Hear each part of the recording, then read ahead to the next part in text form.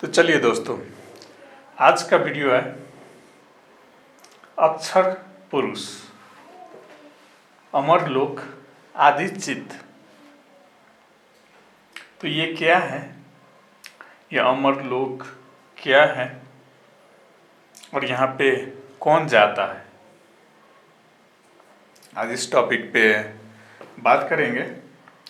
तो कबीर ने कहा है, अक्षर पुरुष एक पेड़ है, निरंजन बाकी डार, तीनों देव शाखा है, पात रूपी संसार। तो इंसान या तो पात रूपी संसार में या 84 लाख प्रकार के शरीर है, जीव है, या तीनों देव शाखा है, स्वर्ग और पाताल, सूक्ष्म प्रकृति। निरंजन बाकी डार, निरंजन और दुर्गा भवानी और भी जितने हैं वो सब डार है, जो वहाँ पे शून्य में वास करते हैं, शून्य गुफा में, 7 स्वर्ग तक्षी 7 पाताल पाँव, जो अलख निरंजन नाम कहलाते हैं। तो वो एक डार है।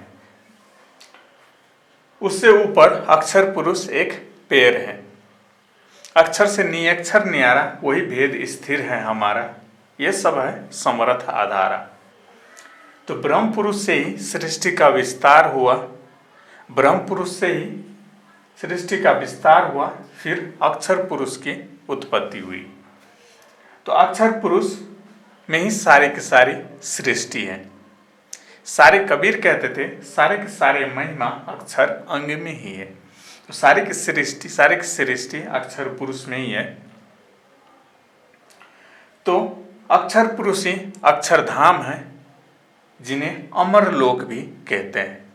कबीर कहते थे, संशय रहित है अमरपुर धाम, सहस्त्र 88 दीप रचाए, 4 पायों का सिंहासन बनाए। जब ब्रह्म पुरुष ने, तभी अक्षर पुरुष की उत्पत्ति हुई, जहाँ पे सकल कलाएं लिए बैठे अक्षर पुरुष, उन्होंने सहस्त्र 88 दीप रचाए, तभी सुतों की उत्पत्ति हुई। सभी सुतों को निवास दिया, दीपों में वास दिया, वही अक्षरधाम अमरलोक कहलाते हैं। पाय दीप हंसों के ठेका, कबीर की अगर आपने बीजक मूल, कबीर सागर, ये सब ग्रंथ पढ़ी है तो उन्होंने कहा है, पाय और दीप हंसों के ठेका। तो बहुत सारे दीप रचाए, 788 दीप रचाए, जिनमें सभी सुतों को दिया दीपों में बास, तो वही है अक्षरधाम। तो परम धाम क्या है? परम धाम वो अस्थिर अचल अटल अडोल, वहाँ पे किसी का वास नहीं होता, वहाँ पे केवल वही पहुँच सकता है जो आत्मा को परमात्मा बनाता है। अमर लोक अक्षरधाम की बात करने जा रहे थे हम, ना कि हम निरंजन बाकी डार की बात कर रहे हैं, जो अक्षर पुरुष का एक, जैसे एक वृक्ष का एक डार होता है, वैसे ही अक्षर पुरुष को अगर आप पेड़ मानते हो तो निरंजन बाकी बस उसका एक डार है, तीनों देव शाखा है, और यह पात रूपी पृथ्वी स्थूल संसार है। तो ये वृक्ष एक उदाहरण है कि आप इस वृक्ष की थ्रू सोच सकते हो, कल्पना कर सकते हो कि अक्षर पुरुष एक पेड़ की तरह है। जैसे एक वृक्ष की एक पेड़ होती है, वैसे ही अक्षर पुरुष है। तो अक्षर पुरुष ही अमर लोक है, सारे के सारे महिमा अक्षर अंग में ही है। तो वहां पे कौन जाते हैं और कैसे जाते हैं? तो कबीर कहते हैं, वहां पे कोई बिरला ही पहुंचता है, आदि चित स्वभाव वहां पे पहुंचाती है। तो जो अक्षर पुरुष का भेद जानता है, अक्षर पुरुष को समझता है, समझना तो बहुत कठिन है, जो अक्षर पुरुष का भेद जानते हैं, जो मनचित, 2 तरीका होता है आपकी यहाँ से कैसे मुक्ति होती है। आप इस स्थूल प्रकृति की घाटी छोड़ के, कहते हैं बिना गुरु ज्ञान नहीं, गुरु ही इस प्रकृति की घाटी से निकाल के ले जाते हैं। तो अमरलोक कौन जाते हैं? जिनमें आदिचित स्वभाव है। तो आप में आदिचित स्वभाव कैसे आएंगे?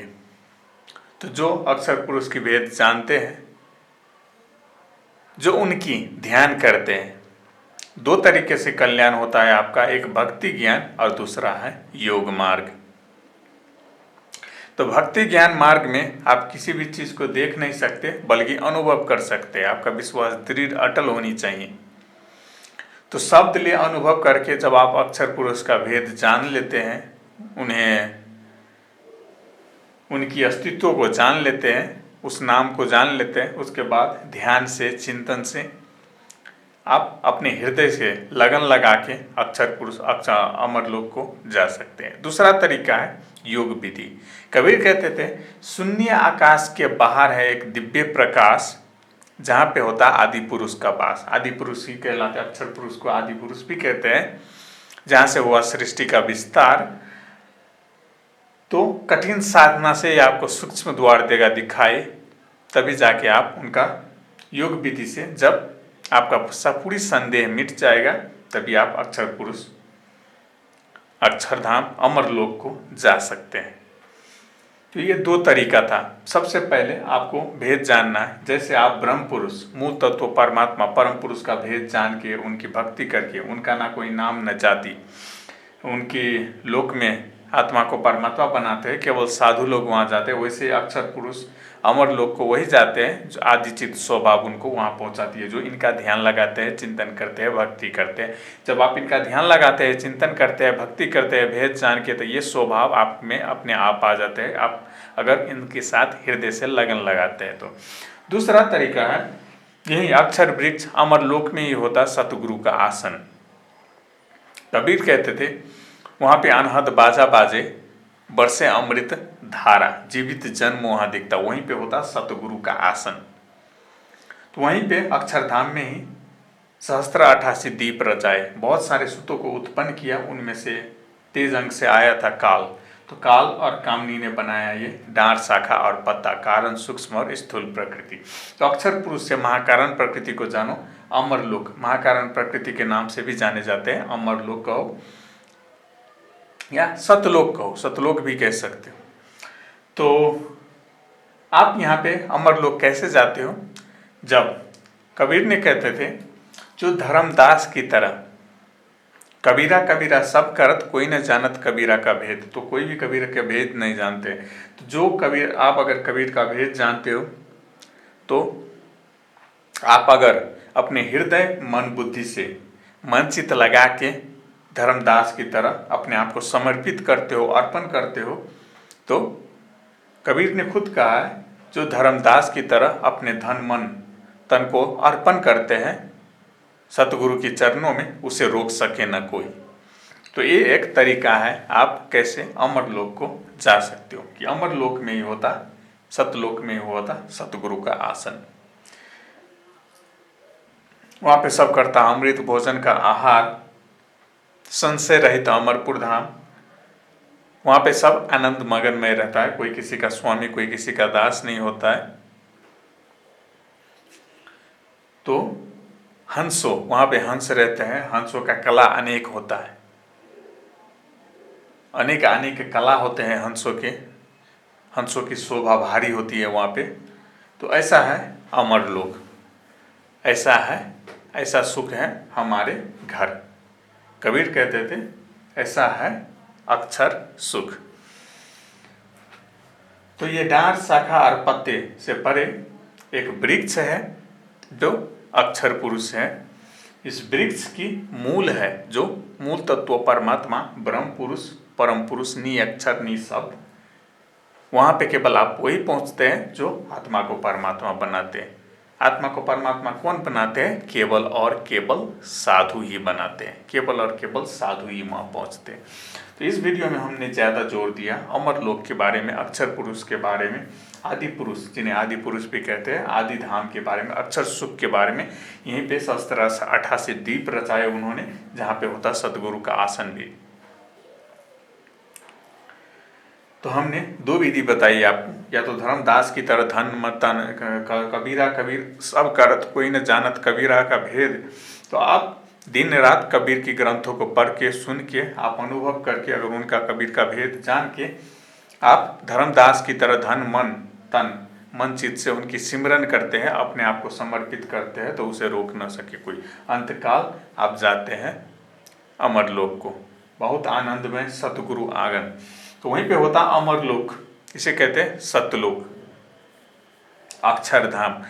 और दूसरा तरीका है योग विधि। आप ध्यान लगा के, शून्य आकाश के बाहर दिव्य प्रकाश। तो योग विधि में शायद ही आपको सफलता मिले, बहुत कठिन है योग मार्ग अपनाना। तो ये था सरल विधि सतगुरु को अर्पण करना। तो ये था आज का वीडियो। अमर लोक को ध्यान में रख के, अक्षरधाम को ध्यान में रखे, सत्य लोक को ध्यान में रखे, तो आपको कोई बेवकूफ़ न बनाए इस संसार में कोई अंत संत तरीका और रास्ता बता के। अगर आप अपना कल्याण चाहते हो तो यही एक विधि है, एक तरीका। या तो आप साधु बनोगे तो परम धाम को जाओगे, या धर्मदास की तरह तन मन धन मन चित्त लगा के सिमरोगे, भेद जान के समर्पण करोगे तो अमर लोक को जाओगे। और दूसरा है योग विधि, योग मार्ग बहुत कठिन है। तो ये था 2 तरीका। कबीर ने खुद कहा है, अक्षर नाम न कहने योग्य, नी अक्षर है समाने योग्य। तो यहाँ पे आप आत्मा को परमात्मा बनाते हो, समा के एक हो जाते हो। यहाँ पे आप जाते हो, आदिचित स्वभाव यहाँ पे आपको पहुँचाती है। तो ये था आज का वीडियो। अब बाकी सब ये डांर शाखा और पत्ते हैं, जो इनको भजते इनको पाते, जो इनको भजते इनको पाते, जो किसी को नहीं भजते यहीं पे 84 लाख योनि में घूमते रहते। तो ये था आज का वीडियो। फिर मिलेंगे अगले वीडियो में।